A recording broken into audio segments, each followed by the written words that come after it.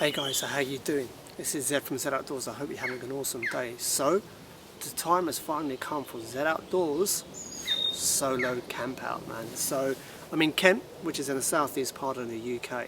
I'm in the same location that I went to the woodcrafting workshop. It was like a one-day workshop. It was a video I'd done a while ago, I think maybe 2-3 months ago. I'm at the same location. It's a privately owned piece of woodland. It's not a huge piece of woodland, the part that's privately owned. But I've been kind of given permission by the owners, and the owners are the Bushcraft magazine guys. So that's bushcraft-magazine.co.uk. I'm going to put a link to their kind of website below, and the guys are kind of giving me permission to camp out here.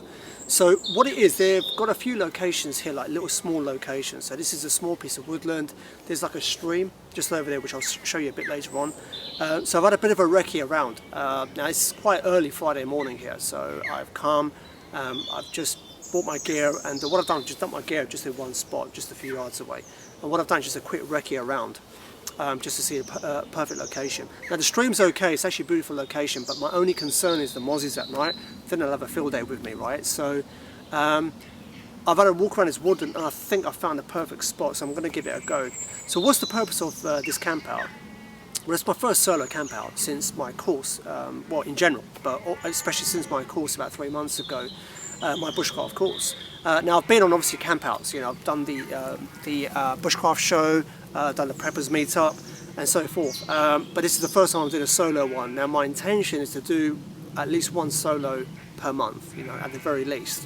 And so what my intention is basically right now, because this is my first one, I'm just going to take it a little bit easy. Now I'm not going to be glamping it, right? The glamping is only for the big events and the big gatherings. Apart from that, it's going to be out and out bushcraft. So here I'm hammocking, basher. I'm staying here until tomorrow morning, so I'm only here for like literally a 24-hour period. So just for the one night. Now my intention with the first bushcraft overnighter is literally just to take it a little bit easy. I'm not going to be pushing myself too hard. I want to just kind of go through the motions. You know, a lot of you can probably appreciate that. I've probably done it for a while, where the first few times, you know, you've got to kind of just find your way around it. Now in terms of my kit, you know, like I said, I bought a lot of stuff. I've got my British Army Bergen, and I bought a lot of stuff. But the reason why I bought a lot of stuff for just this one trip is I bought a few extra bits and bobs, and just to kind of run out the first camp out, and then I'll kind of start to really narrow down exactly what I want to bring, what I don't want to bring. I'm the first one to admit I've got way too much kit that I've brought with me, but I've done it on purpose. So after this one, I'm going to really trim down, and eventually be like Dave Canterbury, man. That's it. One blanket, one knife, and one pot, and that's it. You're done, right? But really, that's just my intention right now. So let's get cracking on. This is going to be a long video, I can tell you that right now, right? As are all of them. But I've got a bit of a cunning plan. As Baldrick says in Blackadder, Lord, I have a cunning plan. So I've got a cunning plan to kind of break that up a little bit. But for now, let's get set up.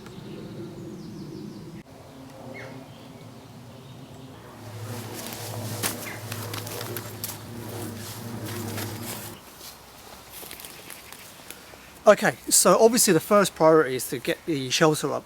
Now we're very fortunate all week, it's been pretty much dry. Little spots of rain in the UK, in the southeast anyway. So it's been pretty fine. So I'm very fortunate for my first camp out. It's predicted to be dry as well, all night. So it kind of makes life a little bit easier for my first time. Now the one thing I really want to make clear is that obviously I'm not an expert. I state this in every video that I do. I'm just a student who's who's got a big willingness to learn. So the reason why I mention that is, even though I'm keeping this overnight are quite simple in terms of what I'm going to be doing, immediately I want to start working on stuff, and I appreciate myself that there's a lot of things I need to practice on. First thing, knots. For some reason I just struggle with knots, and the reason why I mention all of that is A, for transparency. Okay, I don't want anyone to watch what I'm doing and think, right, Zed's doing it this way, so I've got to do it this way as well. Okay, I'm just learning. If you get some ideas, then that's cool, but the one thing I would encourage you, if okay, is if you have any tips or suggestions from anything that I do in this video, that you thought is a better way I could do it, or there's an alternate way or whatever, you know, I would love to hear it. There's a lot of you guys that are way more experienced at this than I am. So what we'll do, let's get straight into putting the basher up, get the hammock up, and then get some breakfast on.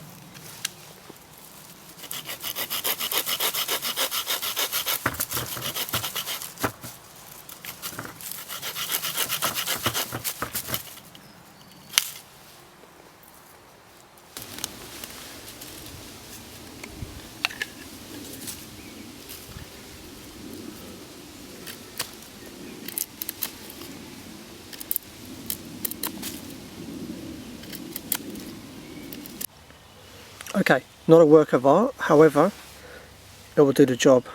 So I've made a couple of these. There's a couple of the guy lines can go in the trees, and just a couple of these are needed for the other guy lines for the basher. Okay, so the basher's up. Now a couple of things that I've learned, obviously carving out 2 of my own pegs. A, use good quality wood that's not too dry. So the first one I picked was too dry, it was breaking off. Secondly is try and get the point really fine, and that way it just goes straight in. Apart from that, they were fine. Now just before I put the hammock up, one of the things I learnt was to clear the ground. Now God forbid, alright, the last thing you want is falling flat on your backside during the night in your hammock. But if you got anything sharp or spiky or whatever, the last thing you want to do is land on that with a pleasant surprise, right? So what I'm going to do, I'm going to quickly clean that up before I put the hammock.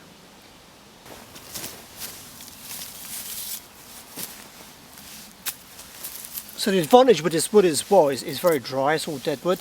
So obviously that will go towards Mr. Z Outdoors' fire. Okay, so now that the ground is all cleared up beneath the basher, we need to get the hammock in. This is the 10th Wonder hammock. I believe it's a British company, and it's called the Green Hornet. Now I was recommended this by my instructor Les at the Bushcraft School, Wildcrafts in Essex. And so far, yeah, I've heard great stuff about it, and I've used it quite a few times in the group overnight. Is at the Preppers Meet Up Bushcraft Show. So far, very happy with it. Amazing value for money. It pretty much comes with everything that you need it to come with, you know, to kind of get all set up. Les did do a few modifications on it, but really it's just kind of good to go. So let's go and get that set up.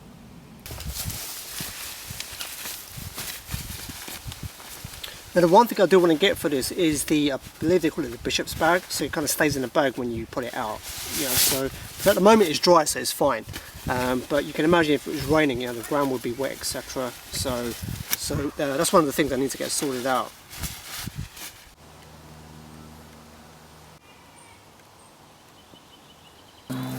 Okay, so before I put the mozzie net up, it's got a built-in mozzie net, and before I kind of tie this up, I've got to do the check, haven't I? That famous check to make sure you're not fall flat on the back side and that you've done your knots properly. So, and your knots. Right, let's sit down. Don't laugh if I fall.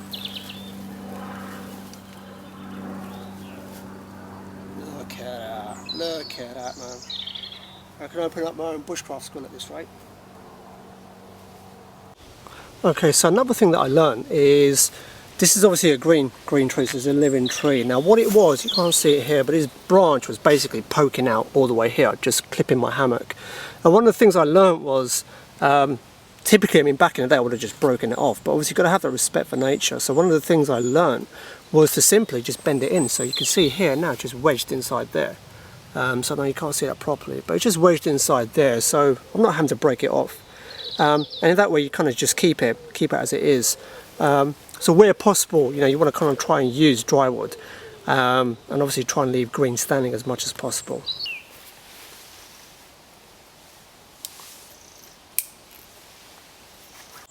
So here you go, it's all set up now. Okay, so we've got the basher up, and then obviously we've got the hammock up. Okay, so that's obviously the guy line for that. And that just clips on there. So in the transparency of me being open about learning here, so what are the couple of things that I've learned putting this basher up? So firstly, the basher actually should be a little bit higher. Now obviously it's dependent on the weather. At the moment it's dry. Okay, so for next time what I've learned is to put it a little bit higher. Secondly, and this is a big one actually, if you notice here, can you see that top of the mozzie net is clipping the basher? Now it's dry tonight, okay, touch wood, so it's not an issue. However, if it's the typical British inclement weather, then obviously there needs to be that gap there, okay, because obviously when the water hits the basher, it's going to kind of clip the hammock, and obviously water's going to come through. So that's a couple of things that I've learned. So this side here is not too bad. It could be a little bit kind of wider. So technically, yeah, the basher should next time I've learned to put it up a little bit higher, and to obviously just make sure that the basher isn't clipping the hammock. So now for the bedding. This is a Dutch Army issue thermarest. I think it's pretty much new condition. So I bought it from a British Army surplus place, and these things are fantastic. So obviously to compact down, then what you basically do is just, loosen it up. Can't hear it, but it's going to start to suck in the air now, and it will naturally take in the air. Then you just top it up by blowing in the air. And the great thing I love about the 10th one, the hammock, is it's actually got a compartment, a zipped up compartment right at the bottom where you slide your mat in, so it doesn't roll around all over the place, which is pretty cool.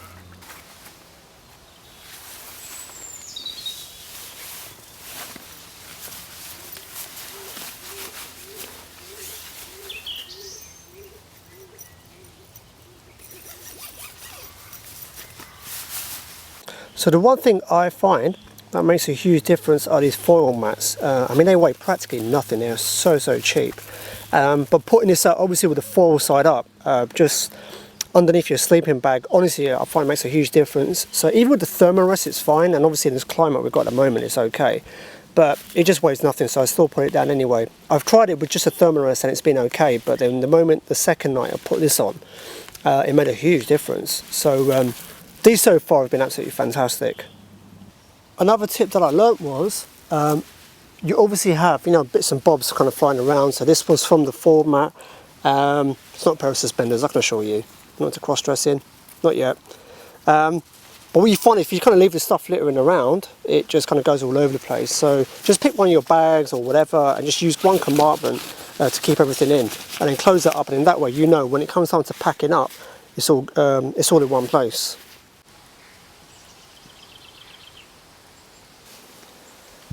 So that's it. The hammock and the basher is all set up. I've put up the chair hammock as well, just a separate, only about 5 yards away, just to relax in.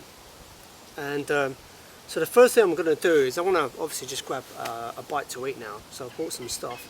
I did bring some all day breakfast and stuff, like the tin. I was going to get the fire going and make it. I'll be honest with you, I'm just not in the mood for it. I've got plenty of orange juice. I've got some pasta and that, so it's already made. I'm just going to have that. But the first thing I want to do before I do all of that, once again, it's another habit that I've learned, and that is to pack all your kit away. So now that the main stuff is set up, my whole sleep area is set up now. I've put some essentials in my pocket, so my torch and all that kind of stuff. Obviously, as it starts to get dark, it's summer at the moment, so it won't get dark till 9-10 in the evening, so we've got plenty of time. But just a good habit to get into to make sure you've got everything on you at all times. So the first thing I want to do is really just get all this packed away, and then just have a little snack.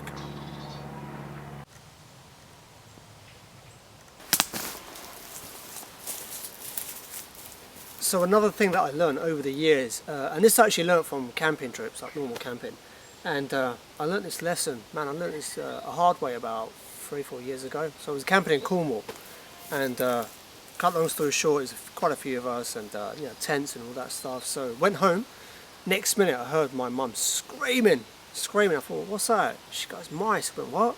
I looked, I swear to you, this thing was massive, it was huge, it couldn't even move, it was that fat. So I don't know what those Cornish mice eat, but basically it ate its way into my food bag because I left it on the floor, and obviously there's a lot of field mice. So I went home, so I learned that the hard way, man. So where possible, just hang your stuff up. This has got my immediate food up, so obviously I hung it up on a branch here. It's dry, so it's not an issue. Typically it would just sit in my Bergen, and the Bergen will be kind of covered up. But that's a big tip, man. Never leave your food on the floor. In fact, your kit in general, but don't leave your food on the floor, especially when you're out and about. A lot of field mice, especially the Cornish ones, they're fat Cornish mice, man. So it is lunchtime. Like I said, I've brought some breakfast with me, but honestly I just don't feel hungry. I've had some orange juice and some snacks. So I've got some lunch where I don't really have to cook anything. So we've got orange juice with juicy bits, nothing but the best. Then we've got the store where every little helps. These are really nice actually.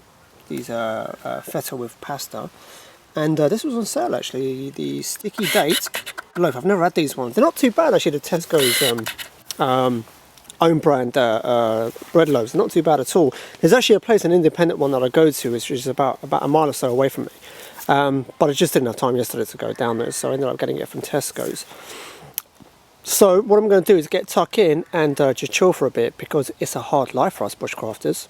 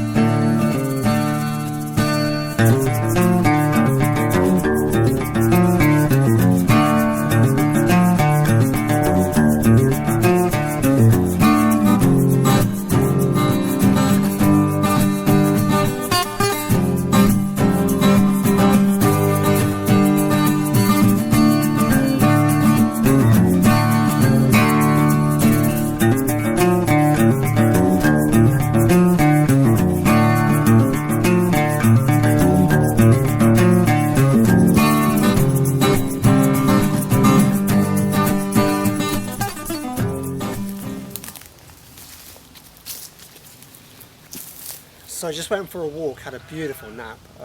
That chair hammock is so awesome. So laid down there for a bit, finished off my lunch, and I went for a leisurely stroll. Beautiful, beautiful day today. And the Kent countryside, they call it the Garden of England, and now I know why. Steep in hills and just beautiful greenery, and yeah, it was really, really nice. So I'm back at the camp now. Going leisurely mode today, man. So just a couple of things I'm going to do. Really, I'm just chilling out, if I'm honest with you. And a couple of things I'm going to do in about an hour or so. We'll start collecting the firewood. There's a lot of deadwood here. Like I said, it's been pretty much dry all week, so I'm very, very fortunate. Which reminds me, one of the things I've got to learn moving forward is how to basically make fire with wood that's been wet, you know, during the week. So if you have any tips or suggestions, let me know. Like I said, you know, I'm kind of making mental notes. I'm also writing down specific things that I need to go away and learn. And identifying how to kind of, you know, get as dry as wood as possible if it's been raining all week is one of the things I know I'm looking to kind of learn and improve on. And I've just been looking around. Yeah, it's a lot of the time, if I'm honest with you, when you're going out and about, you don't need to do anything specific. You just need to just be quiet and just take it all in. So I know it sounds very hippified, right? But it's the truth. You know, you got to just sit still. You know, let nature come to you. And that's what I've been doing. Just been going for a leisurely walk. It's been really cool. Before I do anything, I've got a question. So my question is, for those of you more intelligent lot out there, not a few of you, I know, a few, what is this? What plant is this? I've no idea what this is. I've not actually seen this one before. So let me just do a zoom in there. I'm really curious to know what that is. If there's one thing I learned, you know, how important identification is. You know, before I started out on my bushcraft outdoors journey, I thought, yeah, you know, it's just one of those skills. It's cool to know, but as I've delved into it a lot more, I realised how powerful, how fundamental identification is. You know, and also the uses of stuff. You know, from trees, shrubbery, plants like this. You know, is it edible? Is it not edible? Do you use it in a carnivore? Is it a pair of maracas? I mean, what do you use? So if you let me know, that would be really cool.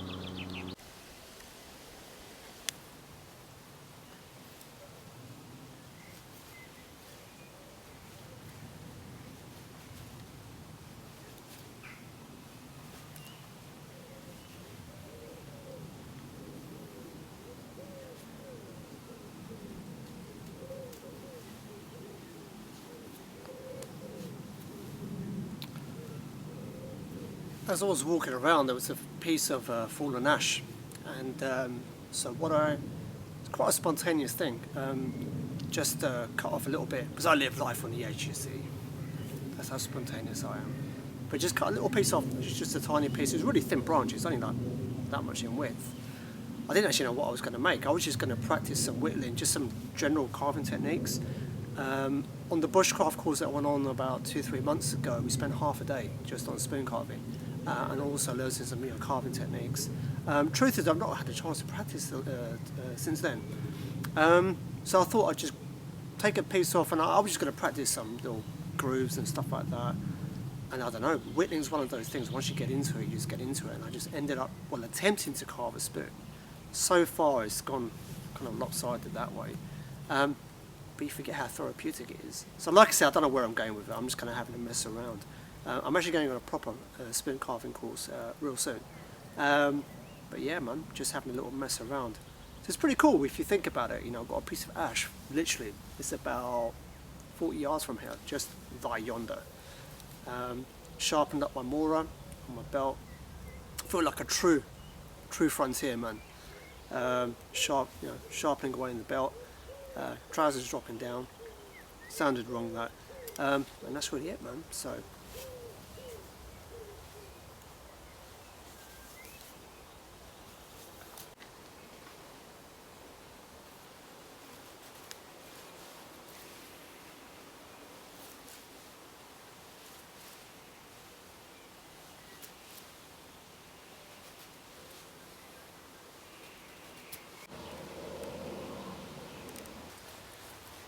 Okay, so that's it, man. Spent some time whittling my spoon. Well, kind of. It's resembling a sort of spoon.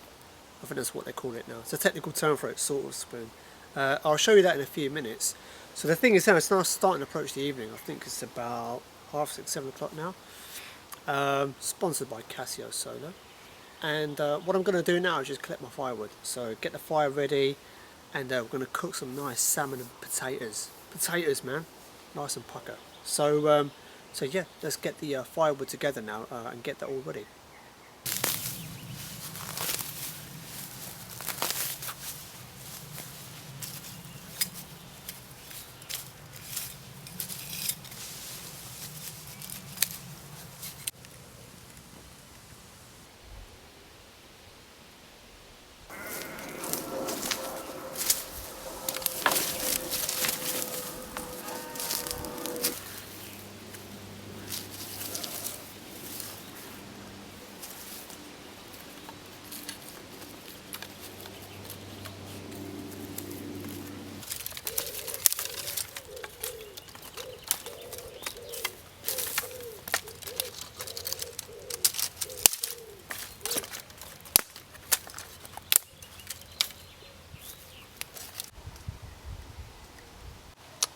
So here we have the fire ready. So obviously this is like the ground layer, and I've put these bigger pieces just around the side. The fire is really just going to be contained within there, and obviously they're already quite dry, but obviously as the evening progresses, I'll just move them onto the fire. And what I've got is obviously the really smaller kindling. Got a slightly bigger one, thumbnail size. Bigger ones here, and I've got a massive pile over there. And I've got some backup pieces just here. Okay. If I need any more, and really this should be enough. I mean, I'm not even going to use all this, I doubt it. But obviously you just got to have more than enough, rather than too little. Last thing you want when it's pitch black at night and you're running around trying to grab firewood in the dark. So it's always important. One thing I've learned, to kind of have everything ready now. And yeah, there you go, man. Fire's all ready to be stoked away. Okay, so I'm looking all casual, straddled over my chair hammock. But there's a reason why. I'm going to lay down for about 30 seconds. Here's where complete honesty comes into play. I've never camped alone in a forest, okay? And I'm not going to pretend to be some Bear Grylls figure. I'm actually alright sleeping in the forest on my own. However, I'm not going to lie if there's not a small part of me that thinks, bit iffy, man. So, a while ago, a few months ago, I saw a video. I don't remember who it was from. If someone remembers, then they can let me know. And I'll put the link down below in the comment section. Sorry, in the description. And what it was, there was a gentleman discussing the issue of fear. Fear of being alone in the wilderness or forest on your own. And cut a long story short, what he suggested was that during the day, okay, when it's bright daylight like it is now, I mean it's approaching, well, it's just gone past 7 p.m. and in about 2-3 hours time it's going to get dark. So what your suggestion was that, you know, lay down, close your eyes for about 30 seconds to a minute, and just pay attention to all the noises. Because here's the thing, that one little creak, that's probably just a little branch falling, or, you know, some squirrel running around. At night time, that little squeak sounds like Freddy Krueger on the Mass Attack, you know, like killing and pillaging everything in its path, right? So the thing is this, you know, your mind amplifies a lot of these fears. And obviously we're out in the wilderness, so there's a lot of, you know, wild animals and all sorts of stuff going on. So I want to give it a try and see how it goes. So I'm only going to do it for about 20-30 seconds and see what kind of noises I pick up on.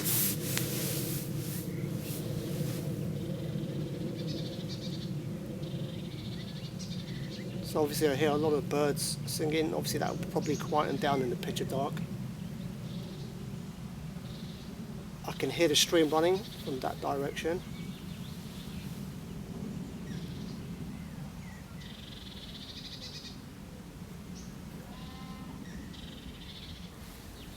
There's a little squeak every few seconds. I don't think you can pick it up on the camera, but there's a little squeak just going in that corner over there. Obviously you've got flight paths above from the aeroplanes.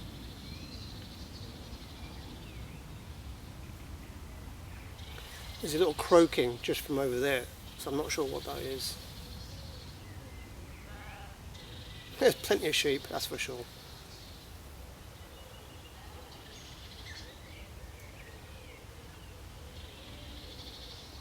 There's obviously a noise from an animal really nearby. It's been going on for quite a few hours.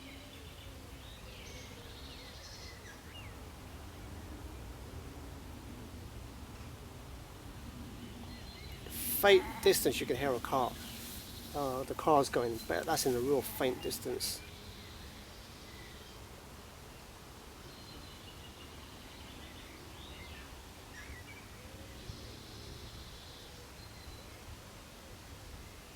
So you can hear the rustle on the river down behind, and you can hear a few rustles of the leaves on the floor from time to time just behind.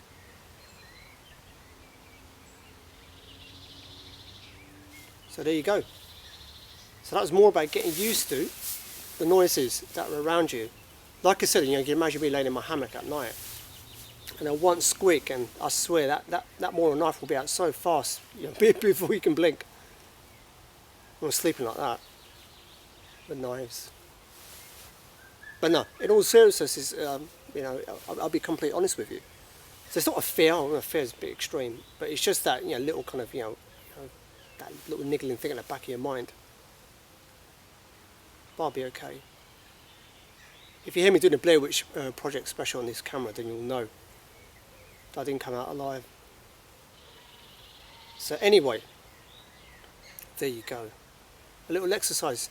So I'll let you know how I got on with that, and maybe give it a try yourself if you've got an issue with fear or the likes thereof.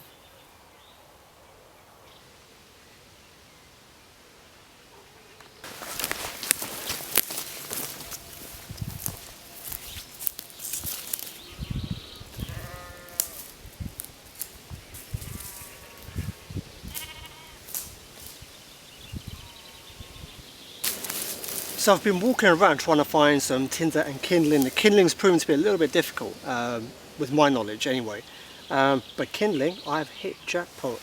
These, my friends, are cramp balls. So I only need one. I'm not going to take more than what I need. And the way I've been basically told to kind of check them is to turn them. You have to turn in your hand. Oops, well that one's a bit rotten, but I suppose that will still do. That's been eaten from inside, that's why. I'll leave that one. Just turn it, keep turning. And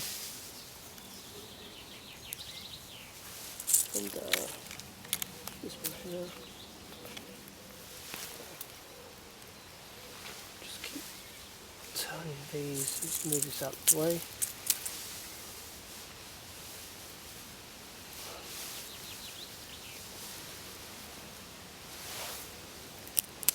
Okay, so there's one down this end here that got broken away, and what I'll do, I'll just take this one anyway. You must have been eaten from inside. I'll still take it anyway. But like I said, I'm just going to take what I need. I'm not going to take any more than that. And there you go, cramp balls. Okay, so I appreciate more than anyone that my videos tend to be, well, pretty long. So what I've decided to do is add an intermission while posing with my spoon.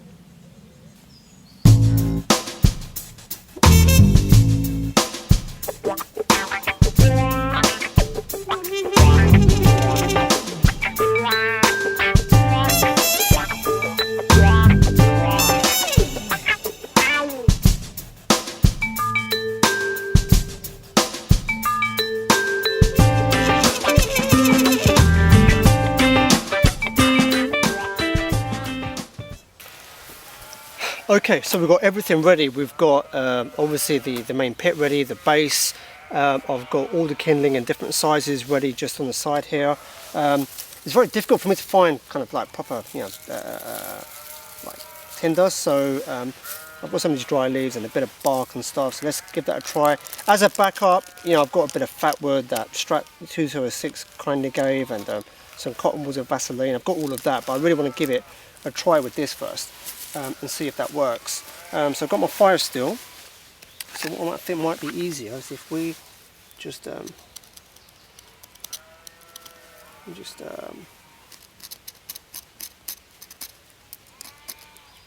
rough this cramp ball up a bit. Okay, so just put that back in my sheath. What I'm going to do is put that there and let's give this a try. Right, so make sure I get these sparks going first.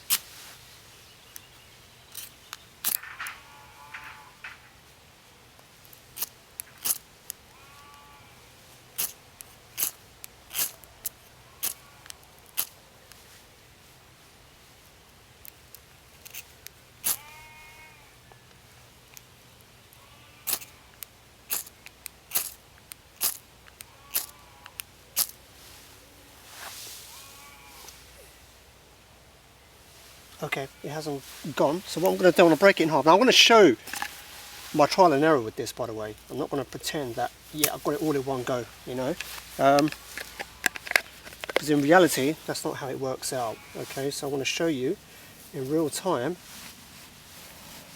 so you have to bear with me. Apologies if it drags on a bit, but I want to just show you in real time me trying this.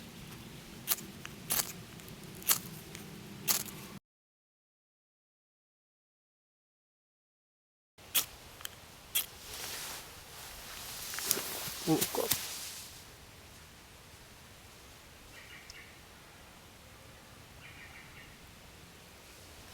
it.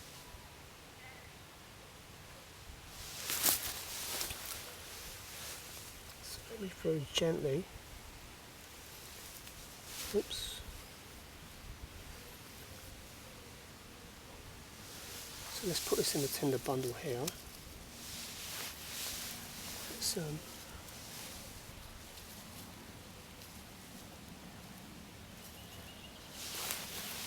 I've got the twigs.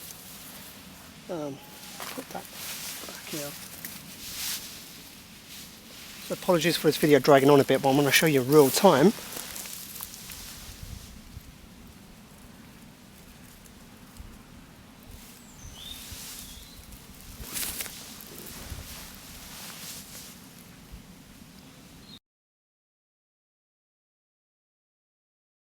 Unfortunately, it's not been a success. So obviously I need to go back and revise what I did wrong with the cramp ball. I know I definitely didn't do the tinder bundle properly, but hey ho, I tried, and like I said, I'm here just to learn. So that's giving me food for thought now to go away and think about.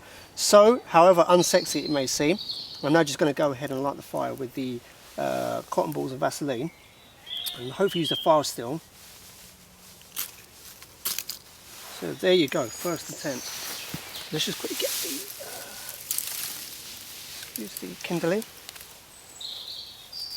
to get that on top. There you go.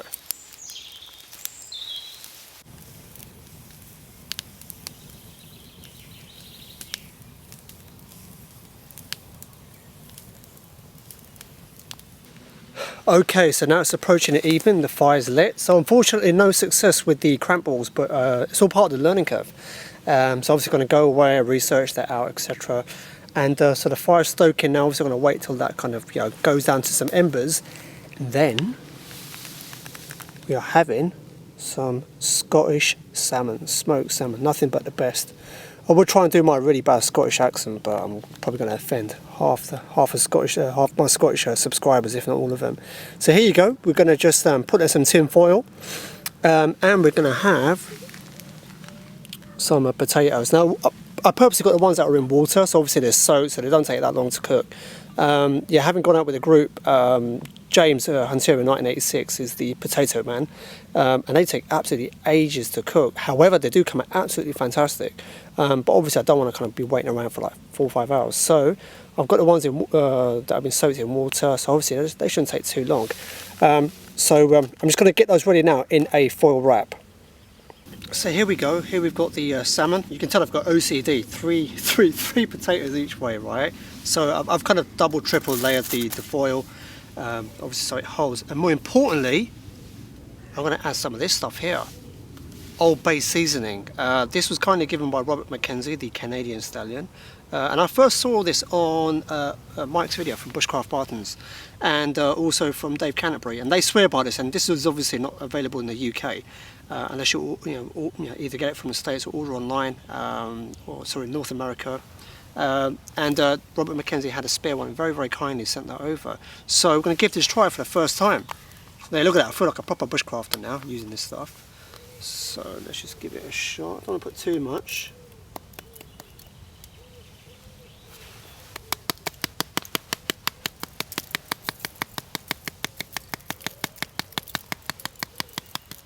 Just tap in it.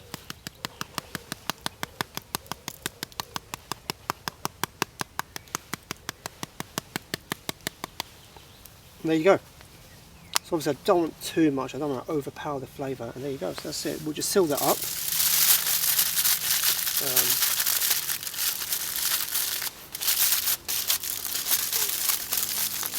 Down the side. Okay. And there you go.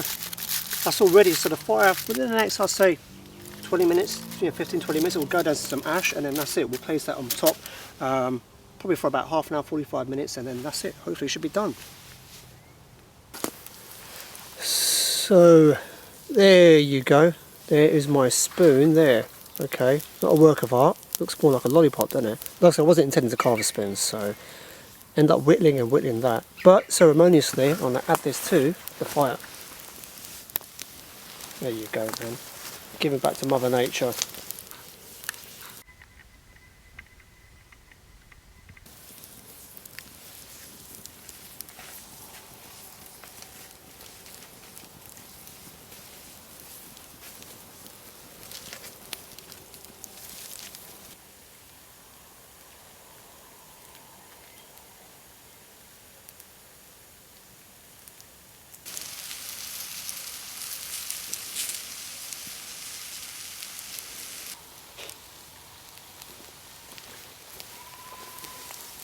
Okay, so let's give this a check now. So it's been a while. Let's just knock some of this off.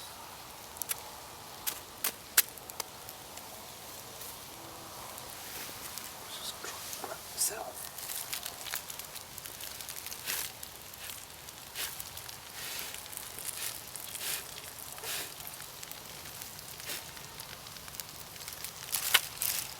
So let's just open this up.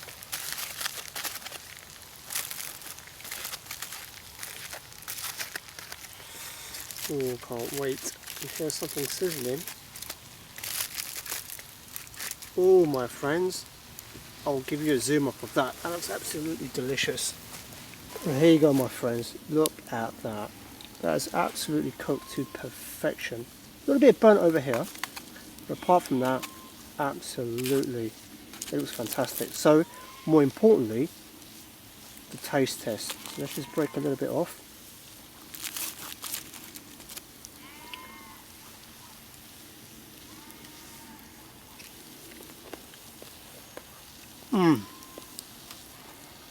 Oh my god, that is just so good.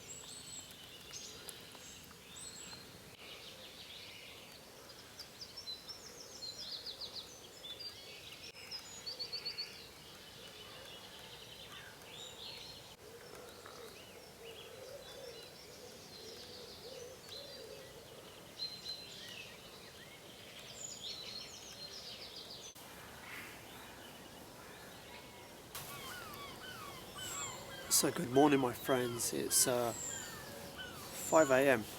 I actually got up at 3 a.m. and just before sunrise, and just laid in my hammock, man. I had a really great view, so I just stayed in there, and it was great. Just stayed awake for 2 hours in my hammock and just listening to nature waking up. You can notice it; it's really significant. Yeah, it's pretty quiet during the night, and all of a sudden, boom! You know, about 3 a.m. Birds and everything just comes to life. So I got up at 5, literally just got up about 5 minutes ago. Hence why I look a bit rough, right? And got to wear a hat to tame the hair down. And that's really it. So I'm going to chill here for about half an hour, pack up, and then yeah, just very casually head home.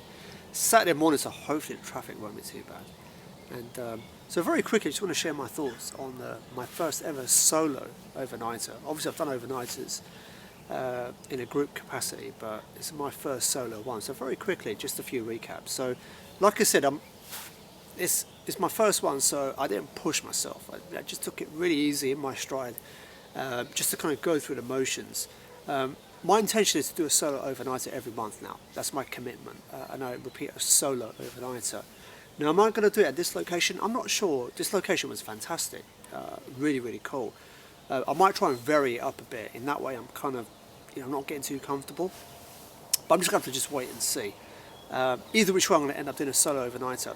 My intention from the next solo overnighter onwards is to push myself. Now, just bit by bit, not getting to Bear Grylls mode, like one knife and one cooking pot, right? Although that is my ultimate goal, if I'm honest. But that'll probably take a few years. But for now, I want to be pushing myself bit by bit. And what I'm going to do is just set myself little challenges, that 3-4 challenges, maybe one to do with cooking, one to do with fire, one to do with identification, etc. So set myself goals every month. And what my intention is with the solo overnighters is basically to learn, by doing it on your own.